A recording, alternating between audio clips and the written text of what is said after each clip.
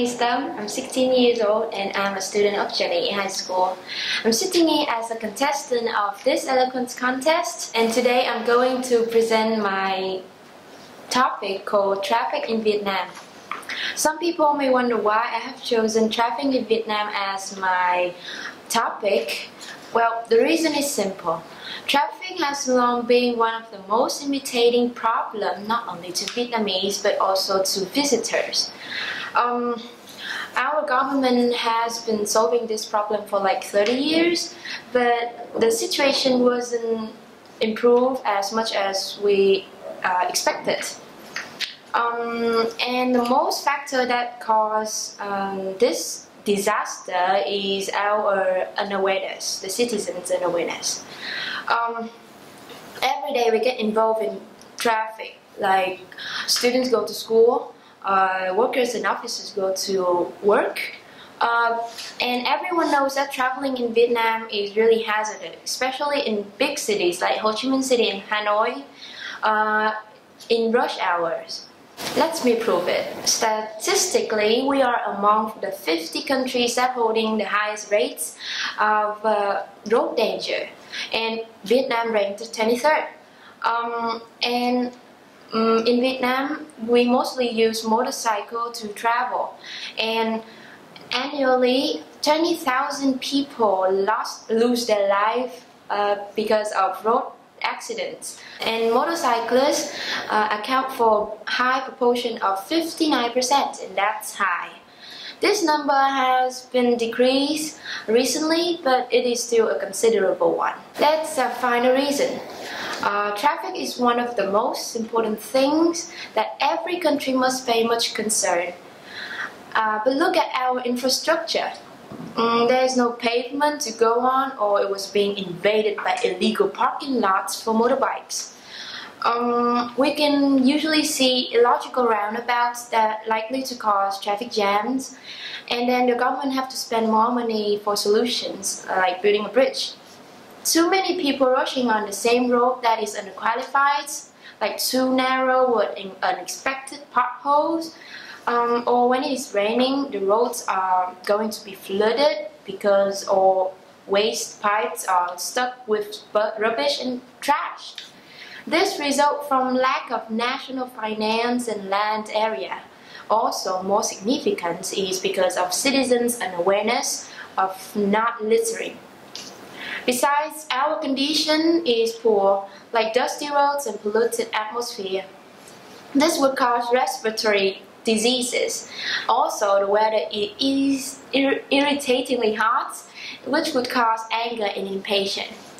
According to some studies, these things would shorten people's life expectancy, and they are considerable factors that lead to cardiac disease, easily lead to conflicts and arguments even when you meet a little crash. The law is not strict enough. We need to focus on capturing illegal motorcycle racing or people exceeding speed limit. Traffic in Vietnam is like chaos, and there are motorcyclists that riding on pavements. Some turn left, some turn right, some even go on the contrast direction against the crowd.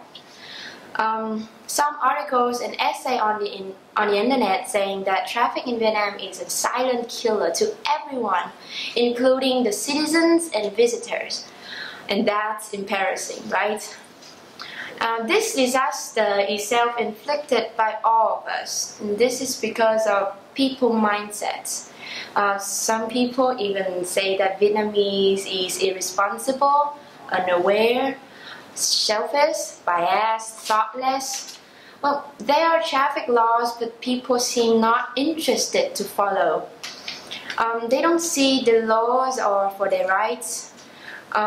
You can see 3 or 4 people on motorbike or somebody transporting a big piece of glass or a long sharp metal stick that is extremely dangerous for other people nearby is in common sight.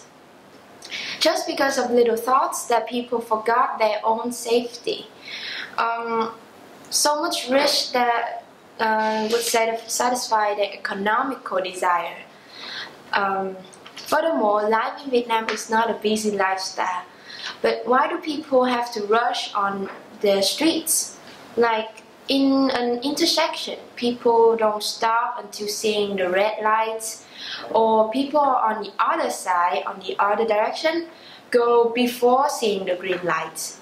And when they meet at the intersection, it would create a traffic congestion. Vietnamese have a habit of pushing the horns and equipping a variety of horn sounds for improper vehicle, and that would ultimately cause sound pollution when traveling in Vietnam. Well, there are students studying abroad saying that they miss Saigon's loudness. In fact, it's not that lovely if you get stuck in the traffic jam. People in Vietnam may don't see zebra cross on the roads because crossing in the street in Vietnam is an art. You should be over 10 years old to be tall enough to be seen to cross the street on your own. Driver and riders spontaneously push the horn when they see you, mostly to tell you that you should stop for them to pass. How ironic, in the US people don't do that. In Vietnam, not only the drivers don't pay much attention, but pedestrians also do. Many people have criticized the illegal street crossing pedestrian, but nothing has changed. When riding a vehicle in Vietnam, it's not simple because you have to avoid hitting somebody on the streets. And let's get to the solutions. Okay, speaking of riding vehicles, we should be stricter. People need to know more than what they have learned in getting license. Well, getting license in Vietnam is quite easy, especially parents. Parents need to teach their kids carefully, meticulously how to ride a vehicle before letting them owning a vehicle. Otherwise, they would cause accidents to themselves and to others. Then parents need to spend more money on medicines and curing methods. This is mostly because of self-consciousness. So that's why we make people pay more fine on every mistakes. Maybe we should increase the fine up to 1 million so that no one would break the laws.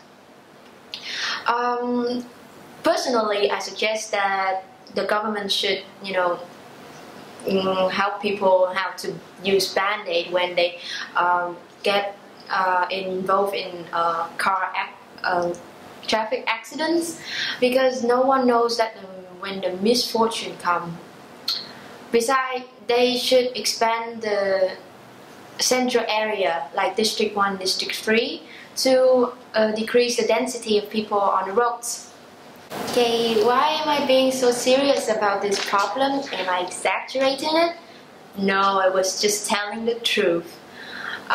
It is high time that we developed our country. If we improve our traffic situation, there would be more people, more visitors come to our country, and they would see our beautiful sights. Like, we have the most beautiful language in the world.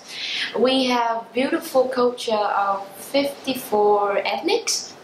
So why not show the world our beautiful picture? Let's start from tearing the old one.